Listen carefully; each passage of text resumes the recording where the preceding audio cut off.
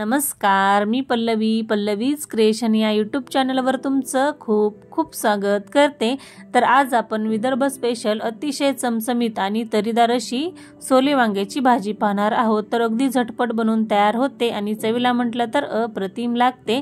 या पद्धतीने तुम्ही नक्की करून पहा। चला तर मग रेसिपीला सुरुवात करूया। तर इथे मी सुरुवातीला तुरीच्या ओल्या शेंगा घेतलेल्या आहेत आणि या शेंगा आपल्याला आता सोलून यातील बिया काढून घ्यायच्या आहेत। तर थंडीच्या दिवसामध्ये बाजारामध्ये भरपूर प्रमाणात या ओल्या शेंगा भेटल्या जातात। तर या पद्धतीने ही भाजी तुम्ही नक्की करून पहा, खूप चविष्ट लागते। सीजनेबल भाज्या नक्कीच खाल्ल्या पाहिजेत आणि या ज्या बिया आहेत ना यांनाच सोले असं म्हटलं जातं। तर आता आपण बिया पण सोलून घेतलेल्या आहेत। तर हे या पद्धतीने स्वच्छ धुवून घ्यायच्या आणि 3 काटेरी वांगी अशी बारीक कट करून घ्यायची आणि मिठाच्या पाण्यामध्ये ही वांगी अशी टाकून घ्यायची। त्यामुळे काय होतं, वांग आपलं असं काळं पडलं जात नाही। आणि आता वाटण्यासाठी आपल्याला इथे 1 कांदा मी भाजून घेतलेला आहे आणि थोडंसं खोबरंही भाजून घेतलेलं आहे। तुम्ही असं तेलामध्ये कांदा आणि खोबरं असं परतूनही घेऊ शकता।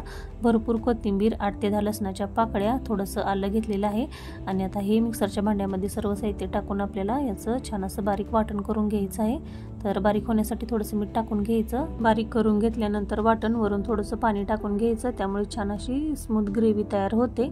तर सुरुवातीला पाणी नाही टाकायचं, तर या पद्धतीने अशी पेस्ट तयार होते। तर आता कढईमध्ये आपल्याला 2 मोठे चमचे तेल गरम करून घ्यायचं आहे। या भाजीला थोडंसं तेल जास्त घ्यायचं।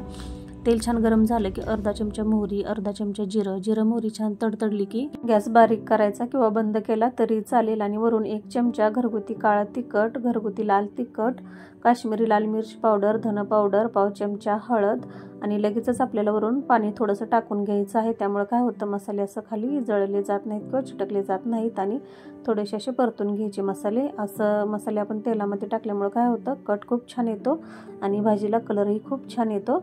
तर आता बारीक केलेलं वाटणही टाकून घ्यायचं आहे वरून आणि आता गॅस मिडियम टू हाय फ्लेमवर आपल्याला हे वाटण छान असं कडेने तेल सुटेपर्यंत परतून घ्यायचं आहे।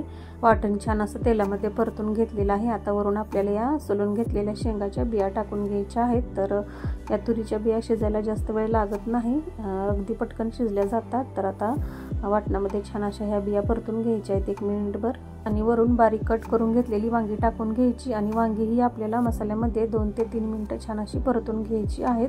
आणि वरून आता आपल्याला 1.5 ग्लास पाणी टाकून घ्यायचं आहे। तर पाणी गरम करून टाकायचं, त्यामुळे काय होतं, भाजीला कटही खूप छान येतो आणि चवही खूप छान लागते। आणि आता मिक्स करून घ्यायचं आणि आता वरून इथे मी 1 मोठा चमचा किचन किंग मसाला टाकून घेत आहे। त्यामुळे भाजीला अजून टेस्ट खूप छान येते आणि सुगंधही खूप छान येतो। एकजीव करून घ्यायची मसाला टाकल्यानंतर आणि आता बारीक गॅसवर आपल्याला 15 मिनिटं झाकण ठेवून भाजी शिजवून घ्यायची आहे। 1 ते 2 वेळा असं मधून मिक्स करून घ्यायचं। झाकण पूर्ण झाकायचं नाही आपल्याला, असं थोडंसं वाफ जाऊ द्यायची, नाहीतर काय होतं पूर्ण कट जातो। तर या पद्धतीने असं शिजवून घ्यायचे आहेत आपल्याला वांगी। तर अगदी 15 मिनिटात आपली वांगी मऊसूद शिजली जातात, जास्त वेळ लागत नाही। तर आता झाकण काढून पाहूयात आपण। ग्रेव्ही किती छान अशी दाटसर बनलेली आहे, अतिशय चमचमीत आणि झणझणीत भाजी बनवून तयार होते। आणि आता वरून आपल्याला बारीक चिरून घेतलेली भरपूर कोथिंबीर टाकून घ्यायची आहे। आणि ही भाजी तुम्ही कोणत्याही भाकरीबरोबर, भाताबरोबर, चपाती, फुलका आवडीनुसार खाऊ शकता, अतिशय चविष्ट लागते। तर या पद्धतीने नक्की करून पहा हो। आणि मी बनवलेली आजची रेसिपी तुम्हाला थोडी जरी हेल्पफुल वाटली तर चॅनेलला लाईक करा, शेअर करा, सबस्क्राईब करा हो आणि कमेंट करायला विसरू नका। एबीवर असाल तर फॉलो करायला विसरू नका। भेटूया अशाच नवीन रेसिपी बरोबर, तोपर्यंत धन्यवाद।